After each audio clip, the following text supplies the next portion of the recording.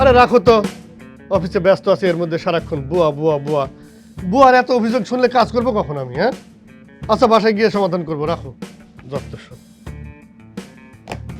কি সমস্যা আফসার ভাই?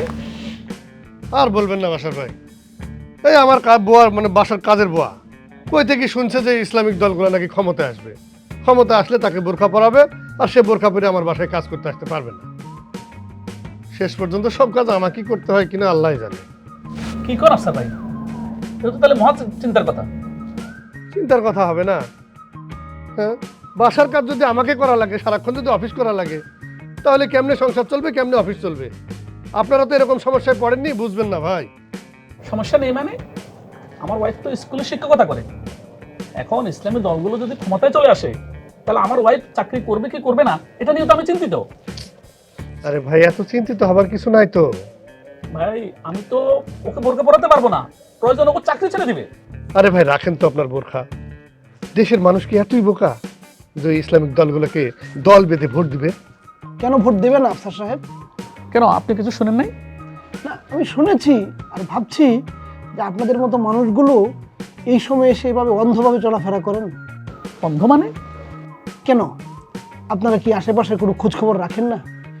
দেশের পাঁচটি বিশ্ববিদ্যালয়ে ইসলামী সংগঠনের ছাত্র সংগঠনগুলো জয়লাভ করলো। কই, সেইখানে কি তারা মেয়েদের উপর কোনো বিধিনিষেধ আরোপ করেছে? তাদের পোশাক নিয়ে কোনো নিয়মকানুন চাপিয়ে দিয়েছে?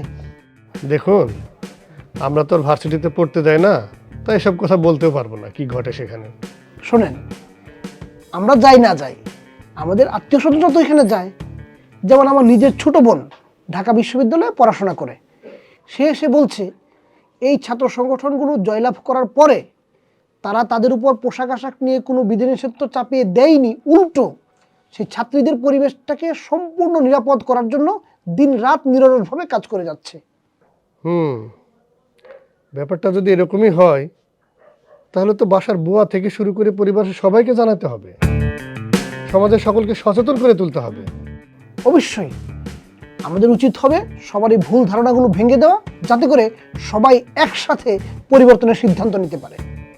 ঠিক, পরিবর্তনের সিদ্ধান্ত নেবার এখনই সময়। দাড়ি পাল্লা, দাড়ি পাল্লা, দাড়ি পাল্লা, ইনশাল্লাহ।